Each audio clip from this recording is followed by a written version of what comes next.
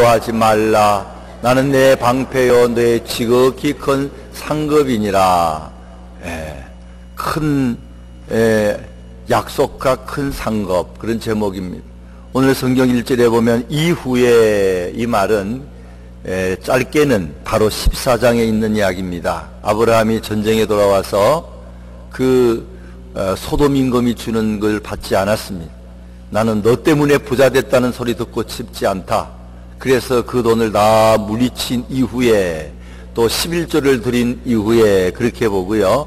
더 나아가서는 12장부터 가서 하나님께서 본토 친척 아비 집을 떠나라 할 때의 이후부터, 그때도 다 포함해서 순종하고 복종하니까 13장에 가서는 롯의 들을 떠나게 됩니다. 그것 때문에 14장에 가서는 롯을 위하여 목숨 걸고 롯을 구하는 그런 일들, 이런 것들을 다 종합해서 이후에 하나님께서 이제는 큰 상급을 내리겠다, 그런 내용의 말씀입니다. 아브라함은 우리가 믿음의 조상으로 알고 있고, 다른 성경에 보면 복의 근원이 될지라, 물론 복의 근원은 하나님이요 예수님이지만 그러나 어쨌든 복을 나누어 주는 그런 훌륭한 사람이 된 걸 우리가 다 압니다. 오늘은 이 아브라함이 받은 상급, 받은 축복을 말씀드림으로 함께 은혜 받고자 합니다. 첫째로는 하나님의 방패가 되시는, 하나님이 방패가 되시는 상급. 따라서 우리 같이 읽겠습니다. 하나님이 방패가 되는 상급. 하나님이 방패가 되셨다. 1절에 아브라함에게 이르되 아브라함아 두려워하지 말라. 나는 내 방패요. 그랬습니다. 이 아브라함이 전쟁을 치렀습니다. 318명과 또 친구들 데리고 전쟁에 나가서 가장 강력한 그돌라오멜 왕과 세 왕을 물리치고 포로들을 빼앗아오고 재산을 빼앗아왔어요. 그러나 마음에 두려움이 없겠습니까? 두려움이 있습니다.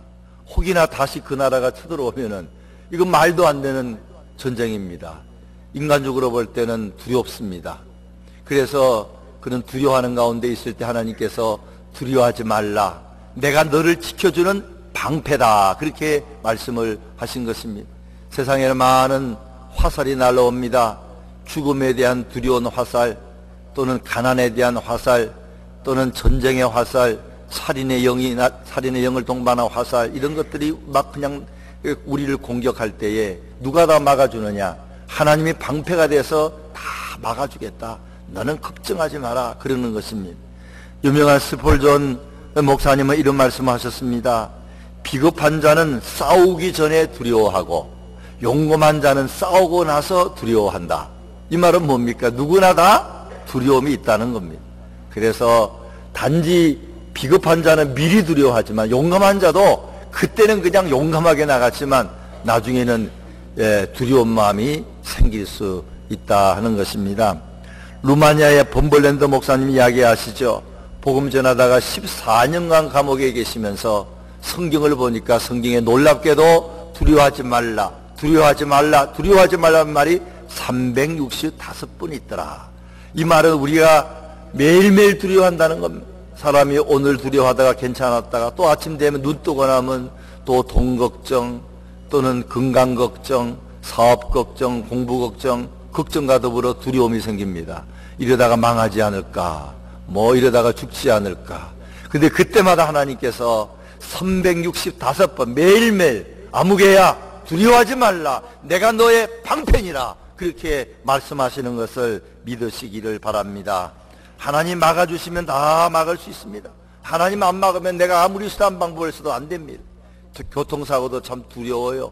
어떤 일이 어떻게 생길지 모르면 기도해 놓으면은 우리 딸이, 우리 아들이 어디 가서 운전하든 하나님이 지켜줄 것이다.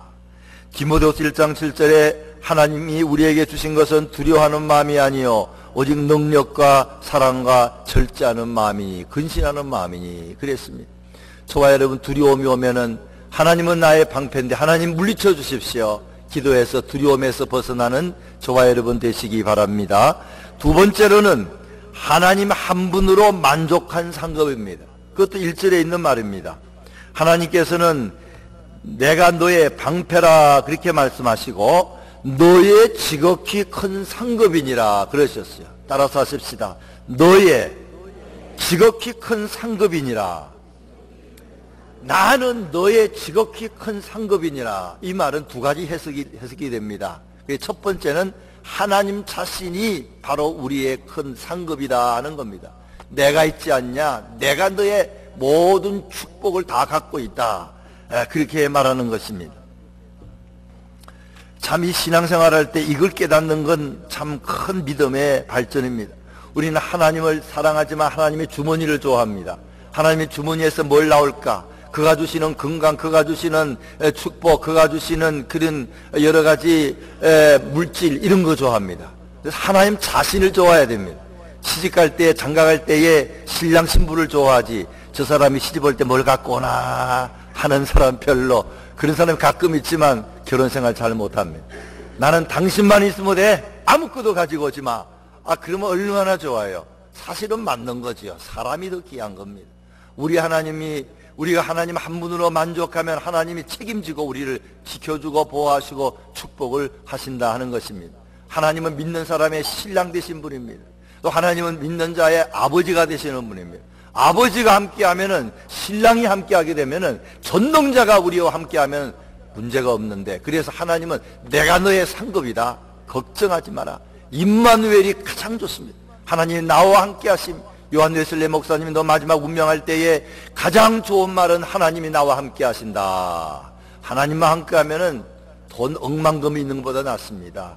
어떤 건강을 회복해서 건강에 사는 것보다 하나님이 함께하는 게 더 낫습니다. 세상적인 높은 지위 올라가는 것보다 하나님이 함께하는 것이 참 행복과 기쁨을 주는 것이라 하는 것입니다. 어제 말씀드렸습니다마는 브라이언 박이라는 사람은 26살에 큰 정권회사의 부회장이 됐습니다. 엄청나게 돈을 벌었습니다. 하루아침에 돈을 번 것이 평소 딴 사람의 일생 버는 것만큼 벌 때도 있었습니다. 캐딜렉 같은 고급차가 20, 30대 있었습니다. 그러나 행복하지 않았어요. 기쁘지 않았어요. 그렇게 돈이 많아도. 그래가지고는 매일 마약했습니다. 돈 많으니까. 자살을 2번 기도했습니다. 살 수 없었어요. 행복하지 않았어요. 어느 날 공허한 마음속에 차에 앉아있는데 어떤 목사님이 그에게 와서 기도해 드릴까 하고, 해주세요. 기도하는데 역사가 일어나가 6시간 동안 자기 몸속에 뭐가 빠져나가는 겁니다. 마약을 하는 영 같아요. 30가지가 빠져나갔어요. 그러면서 그때부터 살맛이 나고, 그때 이제 목회자가 돼서 한국과 미국 다니면서 텔레비에도 한국 기독교 방송 보면 여러 브라이언 박 목사님 나옵니다. 예수님을 매일 만난다면 7,000번을 만났답니다. 26살부터 지금 55세까지. 어떻게 만날 수 있는지 아십니까? 그러면서 하시는 말씀이, 하루 종일 예수님 생각하면은 만나는 일이 있다는 겁니다. 그래서 야, 그 어려운 일이지만 나도 그렇게 한번 예수님만 한번 생각해 봐야겠다. 그런 도전은 받게 됐습니다. 이 하나님 한 분으로 만족한 거 참 신앙생활에 얼마나 귀한지 모른다 하는 것입니다. 누가복음 15장 31절에 큰아들이 불평합니다. 아버지, 나는 아무것도 안 해주고 저 아들은 저런 잔치 벌립니까? 그때 그 아버지가 뭐라고 합니까? 아버지가 이르되 너는 항상 나와 함께 있으니 내 것이다, 네 것이라. 야, 다 네 거 아니냐, 네 거. 뭐 그렇게 불평하냐? 하나님이 우리와 함께하고 내 아버지가 되시면 모든 것이 다 하나님 것인 줄, 하나님 것이요, 내 것도 하나님 것이지만 하나님 것도 내 것인 줄 믿는 믿음 가지시기를 바랍니다. 우리 아버지는 부자요, 우리 아버지는 의사 중에 의사요, 우리 아버지는 모든 걸 다 책임지는 그런 분이다. 우리가 하나님 믿으면서도 이 크고 위대하신 하나님을 대해서 잘 믿지 못할 때가 많습니다. 하나님 한 분으로 시편 73편 25절에 보면 하늘에서는 주 외에 내게 누가 있으리요 땅에서는 주밖에 사모할 자가 없나이다. 하나님께 가까이함이 내게 복이라. 하나님 주시는 돈이나 건강이나 출세나 이런 것보다 하나님 자신, 내가 너의 상급이다, 이걸 믿음으로 받아들이셔서 하나님 얼굴을 더 많이 구하시고, 하나님 주머니에 나오시는 것도 물론 구하지만 하나님의 얼굴, 하나님의 자신을 더 많이 구하는, 하나님 자신을 구하면 당장에 돈이 없어도, 당장에 몸이 아파도, 당장에 어려움이 있어도 하나님 자신을 구하면은 그런 없는 중에도 행복해집니다. 기뻐집니다. 그리고 그 고비를 넘기면 하나님의 때가 되면 건강 주시고 물질 주시고 또 지위도 올려주신다 하는 것입니다. 세 번째로는 하나님이 주신 큰 상급은 뭐냐? 하나님만이 주시는 큰 상급. 하나님만이. 하나님 주시는, 하나님은 손이 크니까 얼마나 큰 걸 주시겠어요. 하나님 많이 주시면, 사람은 아무리 우리에게 복을 줘도 그렇게 많이 못 줍니다. 하나님은 손이 워낙 크시고 하나님은 큰 능력자이기 때문에 엄청난 걸 주십니다. 원어상으로는 나는 너의 큰 방패다, 나는 너의 방패다, 나는 너의 큰 상급이라는 말 외에는 두 가지라 그래서, 하나는 하나님 자신이 내 상급이고, 그 다음에 하나님이 주시는 상급은 세상이 주는 것보다 훨씬 크고 대단하다, 그런 것입니다. Your reward shall be great. RSV에는 그렇게 나와 있습니다. 하나님 주시는 상급을 가만히 보면 본문에 몇 가지가 있습니다. 하나님이 큰 걸 주시는데, 첫째로는 아기 못 낳는 아브라함에게, 사라에게 기적적으로 아기를 갖게 하는 겁니다. 큰 상급이지요. 100세가 되어서, 90세가 되어서 아기를 낳게 한다는 겁니다. 하나님이 내가 너의 큰 상급이라 그러니까 아브라함이 말했습니다. 조금 불평이 섞인적으로, 그래도요, 나는 아무 자식도 없습니다. 내가 하나님 복을 많이 받아 그걸 물려볼 자식이 없는데요. 그러면서 하는 말이, 이 엘레셀 다메섹에서 온 종일 수도 있고 일꾼일 수도 있는데 자기 집에서 키웠어요. 참 성실한 그런 사람입니다. 이 사람에게 내가 재산을 물려줄 밖에 없습니다. 하나님 뭐라고 하십니까? 아니다, 아니다. 너는 자식을 얻게 될 것이다. 그리고 네 몸에서 난 자식이 그 모든 걸 물려받게 될 것이다. 그런 기적의 말씀을 하신 겁니다. 이미 그전에도 자식을 준다고 말하면 아직도 안 주셨어요. 아브라함의 낙심해가 그럴 때 그렇지 않다. 기적이 일어나서 100세가 돼서 90세가 돼서 자식을 갖게 되는 그런 것이 하나님의 큰 상급 중에 하나라 하는 것입니다. 어떤 사람은 한나처럼 자식을 낳지 못했지만 간절히 기도하다가 선물 받는 경우도 있지 않습니까?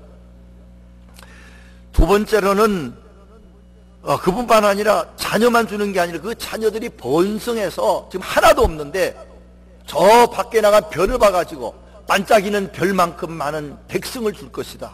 그렇게 말씀을 하셨어요. 4절에 여호와의 말씀이 그에게 이르시되 그 사람이 내 상속자가 아니라 내 몸에서 날 자가 내 상속자가 되리라 하시고 그를 이끌고 밖으로 나가 이르되 하늘을 우러러 무뼈를 셀 수 있나 보라. 또 그에게 이르시되 내 자손이 이와 같으리라. 이렇게 많이 한다. 놀라운 것은 이 말도 안 되는 건데 아직도 자식 하나도 없는데 하나만 나이가 많아 기적적으로 주는 뿐만 아니라 별거 같이 많이 주신다고 하는데 속으로 아이고 안 믿어질 텐데 아브라함이 믿었어요. 6절 아브라함이 여호와를 믿으니 하나님이 깜짝 놀라신 것 같아. 이야 너 그걸 믿는구나. 그리고 나서 여호와께서 그를 의로 여기시고 이야 네가 이걸 믿는구나. 그걸 의로 여기셨다. 그렇게 말씀을 하시면서 이어서 더 많은 복을 줍니다. 영적으로 말하면은 육신의 자녀뿐만 아니라 영적인 자녀도 하나님의 큰 상급입니다. 예수 잘 믿고 구원받은 사람들이 전도해가지고 육신의 자녀는 혹시 한 명, 두 명밖에 없다 할지라도 전도해서 이제 많은 자녀를 만드는 거, 아무 자녀가 없어도 내가 예수 믿어서 영적인 자녀를 한 사람씩 더 만드는 거, 이것만큼 큰 축복과 큰 상급이 없습니다. 하늘나라 가서 상 받을 일입니다. 하나님 나 이 세상에 와서 우리 아들, 딸 10명 낳았습니다. 하나님 칭찬할 것 같아요? 그것 가지고는 글쎄 이럴 것입니다. 내가 영혼을 구원해서 10명의 자녀를 주 앞에 인도했습니다. 1명을 인도했습니다. 그러면 칭찬할 줄 믿으시기 바랍니다. 영혼 구원의 자녀 중요합니다. 두 번째로는 땅을 주신다 그랬어요. 땅을 그냥 주는 게 아니고 한 나라를 세울 수 있는 땅을 준다는 겁니다. 가나안 땅을 준다는 겁니다.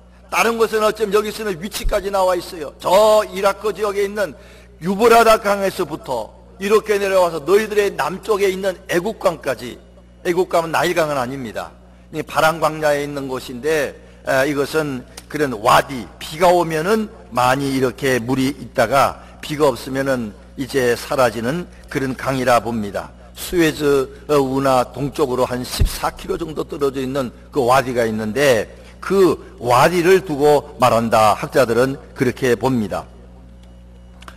이 땅까지는 하나님이 약속은 하셨지만 솔로몬과 다윗 때만 그 땅을 차지했어요. 그러나 그 후에는 그걸 다 차지하지 못했고 이제 뒤에 보게 되면 읽지 않았습니다마는 10족속이 갖고 있는 땅이라고 말하고 있는 것이 나옵니다. 18절에 그냥 제가 읽습니다.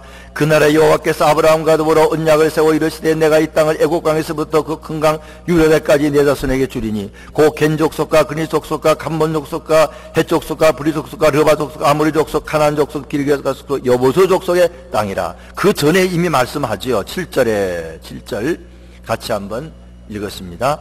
또 그에게 이르시되 나는 이 땅을 내게 주어 소유를 삼게 하려고 너를 갈대아인의 우르에서 이끌어낸 여호와니라. 하나님이 너를 불러낸 이유 중에 하나는 이제 너 멀리서 1500마일이나 걸려서 여기까지 왔는데 내가 이렇게 부른 이유는 너에게 이 어마어마한 땅을 주겠다 하는 겁니다. 누가 불러서 땅 한 평만 서울 땅 줘도 얼마나 좋겠어요. 비싼 땅. 어거스타는 땅이 그렇게 비싸지 않지만 2,000불, 3,000불, 1에카에 뭐 5,000불, 10,000불, 20,000불 올라가지만 하여튼 이게 뭐 몇 에이커가 아닙니다. 하나님이 여기 가나안 땅의 땅을 다 주겠다. 10족속이, 다른 건 7족속이지만 10족속이 갖고 있는 거 경계까지 보여주면서 너에게 주겠다. 이건 어마어마하게 하나님만이 주시는 큰 상급입니다. 그걸 주겠다는 겁니다. 이게 얼마나 대단한 건지 모릅니다. 그래가지고는 거기다가 나라를 세워라, 그렇게 말씀을 한 것입니다. 그 다음에 그것만 가지고 안 됩니다. 하나님이 재물을 주겠다, 그렇게 말씀하셨어요.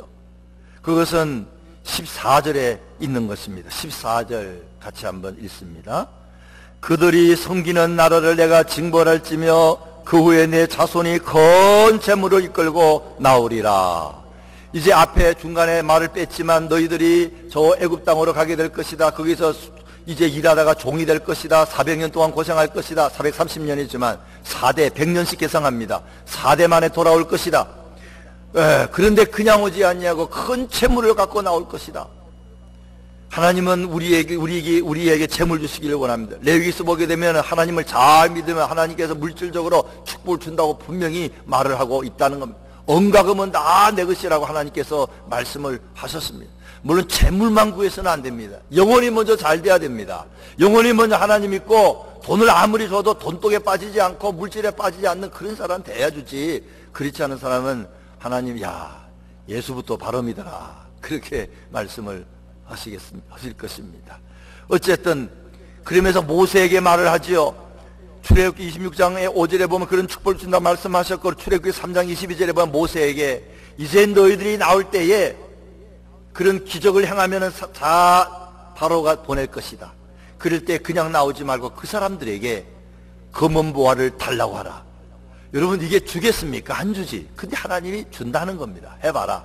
정말로 그들이 11장 35절에 에집트에서 나올 때에 옆집 사람들에게 믿고 달라고 했어요. 그들이 마지막 때는 노예로 고생 많이 한 걸 그들이 알고 또 무서워서 또 그들이 많은 수고를 낸 것이 있기 때문에 사람들이 금과 은보화를 많이 줬습니다. 그래가지고 성막을 짓는 데 쓰기도 하고 그들의 생활에 쓰기도 하고 하나님에 쓰게 된 것입니다. 하나님은 저와 여러분에게 물질적으로 복을 주시기를 원하십니다. 영혼이 먼저 잘 되고 나면 복을 주시기를 원하십니다. 그래야 성막도 짓고 성전도 짓고 선교 사업하고 전도 사업하지. 전도 사업은 물질 없으면 참 하기 어렵습니다. 마음도 있어야 되고 믿음도 있어야 되지만 그래도 물질이 많이 투자되는 것이 특별히 전도와 선교입니다. 재물의 축복을 주신다. 하나님만이 주시는 큰 상급 중에 하나가 이런 것이 있다 하는 것입니다. 크게 네 번째로는 하나님은 그걸 그냥 주시지 않고 약속을 통해서, 언약을 통해서 주신다고 말씀을 하신 상급입니다. 이게 믿을 수가 없습니다. 애기 하나도 없는데 애기를 노인이 돼가 낳는다는 것과 그 애기가 저 하늘의 별처럼 많아진다는 것 믿을 수 있습니까? 안 믿어지지. 그러나 아브라함은 믿었어요. 믿지만 더 확실하게 하려고 하나님께 물은 겁니다. 땅이 없는 그에게 엄청난 나라를 주겠다는 거 믿었지만 그러나 다시 물은 겁니다. 그것이 이제 뒤에 나오는 말씀입니다. 7절에 또 그에게 이르되 나는 이 땅을 내게 주어 소유로 삼게 하려고 너를 갈대아인의 우리에서 이끌어낸 여호와니라. 8절 제가 읽습니다. 그가 이르되 주 여호와여 내가 이 땅을 소유로 받을 것을 무엇으로 알리까? 이건 불신앙으로 한 건 아닙니다. 믿긴 믿지만 하나님 좀 구체적으로 가르쳐 주십시오. 그렇게 말할 때 9절 이하에 하나님이 유명한 횃불 언약, 피 언약을 말합니다. 여호와께서 그에게 이르시되 나를 위하여 3년 된 암소와 3년 된 암염소와 3년 된 수양과 산비둘기와 집비둘기 새끼를 가져올지니라. 그래서 그 재물을 가지고 그걸 쪼갰습니다. 쪼개가지고 아주 죽였어요. 바늘 쪼개서 이쪽에 했습니다. 작은 그런 산비둘기와 집비둘기는 쪼개지 않았습니다. 레기스 보게 되면 쪼개지 말라 그런 말도 있습니다. 너무 작으니까. 그러나 어떤 분은 해석하기를 그것 때문에 문제가 생겼다. 자꾸 솔개가 와서 그걸 먹으려고 하니까 쪼개야 된다 그런 말도 있지만, 그러나 본문의 첫째로 이야기하는 것은 그건 작으니까 제쳐놓고 하여튼 다른 건 잘라가지고 다 제쳐놔라 그럽니다. 그리고 그 사이를 당시의 사람들은 계약을 할 때, 약속을 할 때에 그런 짐승을 잡아 죽여서 바늘 자르고 피를 흘리는 가운데 두 사람이 손을 잡고 지나가는 겁니다. 이 땅은 그러면 내 것이다 이제부터 하든지, 당신 나라와 내 나라가 이제 화평하는 거다, 그걸 약속하는 거다, 그걸 무엇으로 증거 삼느냐, 그런 재물을 드리고 잘라가지고 그 속을 지나가면서 누구든지 약속을 배반하는 사람은 이 짐승처럼 피 흘려 짜게져서 죽는다. 그런 그 당시에 있는 약속입니다. 하나님이 그걸 이야기하면서, 근데 놀라운 것은 그 뒤에 나오지만 하나님이 횃불처럼 되어서 그냥 하나님 혼자만 지나간 것이 나옵니다. 이것은 하나님께서 그 약속을 하실 때에 그것은 자기가 지키겠다 하는 그런 약속입니다.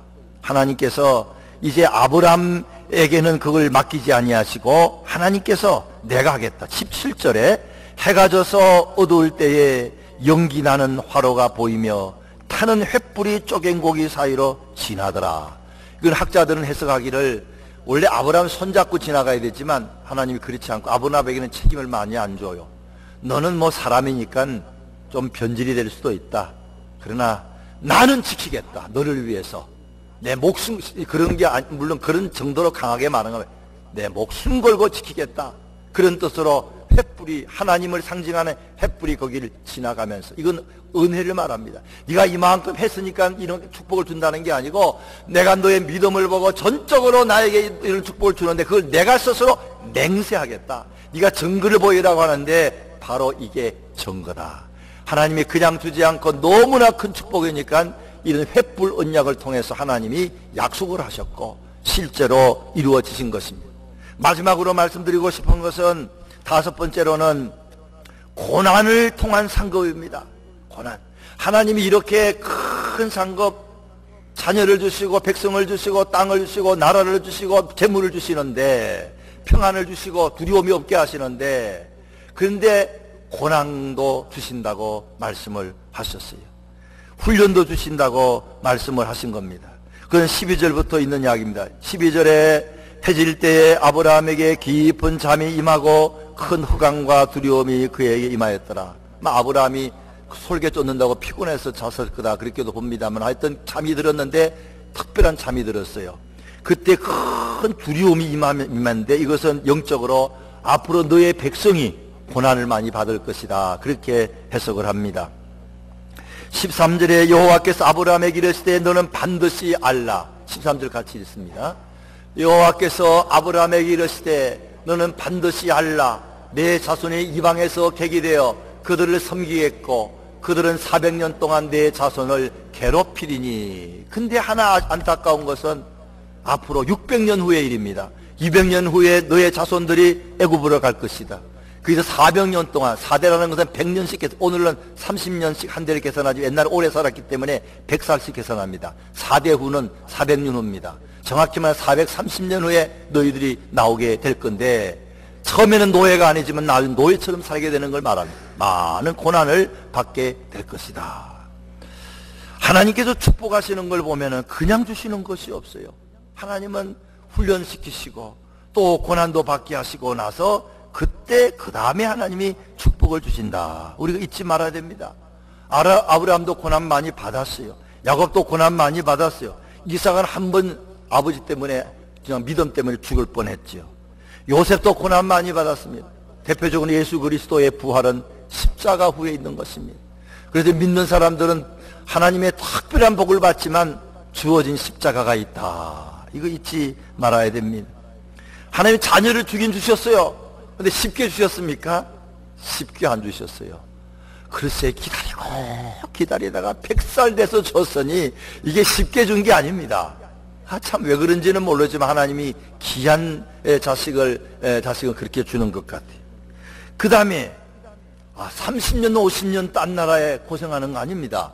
우리나라는 일제 30여 년간 고생을 받았지만 이 나라 사람들은 물론 처음부터 노예가 된 건 아니지만 430년간 고생을 하고 훈련받았어요. 야, 이거 여러분 상상할 수 있습니까?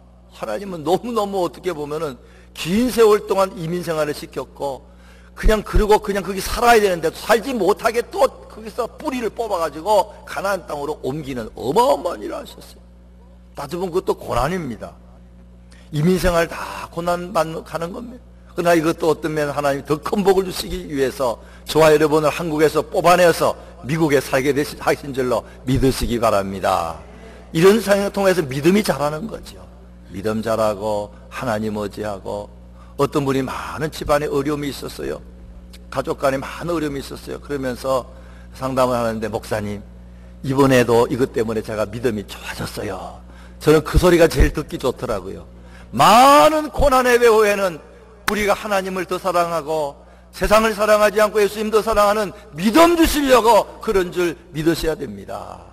하나님의 아들로서 하나님의 신랑 신부로 그렇게 신부로 준비하는 글씨를 하는 겁니다.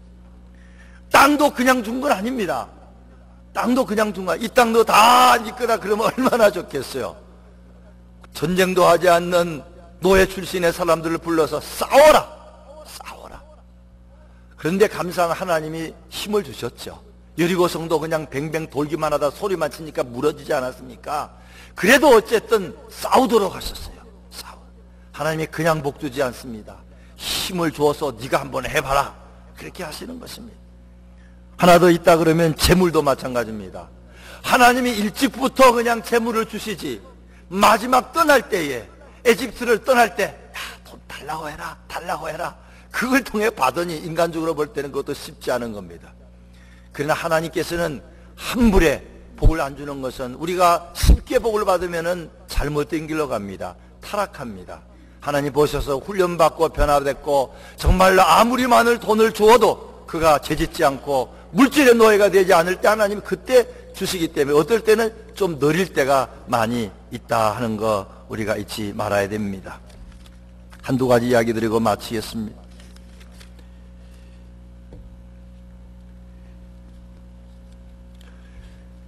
백낙준이라는 분 여러분 아실 것입니다. 그 아버지 이름은 제가 모르지만 이 백낙준 아버지는 원래 무당이라고 합니다. 근데 이 무당을 하면서 신통력이 있었던지 여기저기 다니는 아주 잘 되는 무당이었다고 합니다. 그는 어느 곳에 가서 막 구출하는데 절정에 이르렀는데 전도사 한 분이 그 부를 지나가다가 참을 수 없어 다짜고짜 이렇게 말했다는 겁니다. 자식 망할 짓 그만하고 예수 믿고 천당 가시오 그랬다는. 그러니까 그냥 이 무당이 깜짝 놀랐어요. 그래가지고 화가 나가지고 너나 예수 믿고 천당인지 만당인지 가라. 그리고는 막 화가 나서 굿판 걷어치우고 또 굿이 안 되겠죠. 왔다는 겁니다. 그날 밤부터 이상한 일이 생겼습니다. 무당에게 전도사 그 말 한마디가 계속 들려왔습니다. 그리고 한 번 본 그분의 모습이 선명하게 나타났습니다. 점점 정신이 혼란해지며 잠을 잘 수도 없고 음식도 먹어 안 넘어갑니다. 그러던 중에 교회에서 치는 종소리에 끌려 교회 나가고 온 가족이 예수를 믿었다 하는 것입니다. 그런데 예수를 믿고 나서 신앙생활을 얼마나 열심히 하는지 이제 그 교회가 어느 날 교회를 짓게 됐는데 교회 지을 돈이 없으니까 이 마음에 감동이 돼가지고 그거 아마 다른 글에서 나온 제가 오래전에 봤습니다. 그 집과 땅을 다 팔아가 교회당 바쳤어요. 깜짝 놀라가지고 이럴 수 없다. 이거 자기도 먹고 살아야지. 그래가지고 그분에게 직업을 줬는 것이 교회에서 일하는 직업을 줬습니다. 그리고 그뿐만 아니라 교육비가 필요하니까 선교사가 그걸 알고 그 아들이 백낙준입니다. 그를 불러가지고 공부를 시켰어요. 미국의 프린스턴과 예일을 시켰습니다. 박사가 됐습니다. 그리고 한국의 연희전문학교에 왔습니다. 나중에 그게 연세대학교로 바뀌면서 총장이 됐는데 초대 총장이 된 사람이 백낙준 박사입니다. 우리가 하나님께서는 그 자녀를 그렇게 별과 같이 빛나게 하시는구나. 하나님께 헌신하고 아브라함처럼 정말로 헌신한 그런 모습을 볼 수가 있다는, 그건 1896년에 태어나고 1985년에 돌아가신 분입니다. 문교부 장관도 하셨어요. 또 중국의 송아무개라는 사람이 있는데 이름은 모르고 별명이 전도입니다. 하나님의 일을 너무 열심히 하니까, 근데 복을 받지 못하고 열심히 전도했지만 나이가 좀 일찍이 세 자녀를 낳고 죽었어요. 그 사람들이 하나님 믿으면서 왜 그래 오래 살지 못하고 세 자녀를 낳고 죽나. 그리고 그냥 하나님에 대한 시험이 든 사람도 있었는데 세월이 흘러나고 보니까 하나님이 얼마나 복을 주셨는지. 큰딸은 송미령인데 그런 유명한 중국의 국부 손문이라 그러면 중국 사람이 제일 존경하는 사람입니다. 손문의 아내가 됐어요. 둘째 딸은 송경령인데 그는 대만 장개석 총통의 부인이 됐습니다. 그리고 아들이 하나 있었는데 송자문입니다. 그는 미국 와서 하버드 법대에서 공부하고 돌아가서 그 나라의 법무부 장관이 됐어요. 물론 다 그렇게 되지는 않겠습니다만, 그러나 하나님의 일 역사를 보면은 하나님이 귀하게 쓰고 복주는 사람은 정말 그런 사람들, 하나님 한 분으로 하나님을 방패로 삼고 하나님을 상급으로 삼고 정말 하나님을 의지하며 사는 그런 사람들에게 하나님께서 나는 너의 큰 상급이다 그렇게 하시고 자녀의 복을 주시고 믿음의 자녀의 복을 주시고 땅을 주시고 명예를 주시고 그리고 물질도 주셔서 하나님의 일을 하게 하는 것 믿으시고 기도 제목 삼고 기도하는 저와 여러분 되시기를 부탁드립니다. 우리 말씀 생각하시면서 한번 기도하겠습니다. 하나님께 간절히, 하나님 아버지, 정말로 두려움이 많은 세상입니다. 인간의 방법으로는 이 두려움을 이길 수 없습니다. 스트레스를 물리칠 수 없습니다. 하나님은 나의 방패라고 하오니 하나님이 책임져 주시어서 내 마음의 두려움이 사라지고 평강이 넘치는 삶을 매일매일 살게 도와주십시오. 평강 주셔서 감사합니다. 또 기도하시고, 하나님은 내 상급인 줄로 믿습니다. 하나님 자신 한 분으로 만족하는 믿음도 주시옵소서. 또 하나님 주시는 물질, 하나님 주시는 자녀, 하나님 주시는 전도하면서 얻는 영혼 구원의 자녀, 하나님 주시는 땅과 사업, 정말 하나님 주신 줄 믿고 감사하고, 그런 것이 없는 사람들은 하나님 안에서 영혼이 먼저 잘 되고 또 그런 복도 주시사 주의 일을 하게 해 주십시오.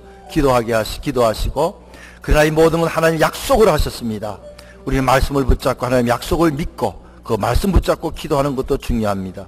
나아가서는 어찌하든지 고난을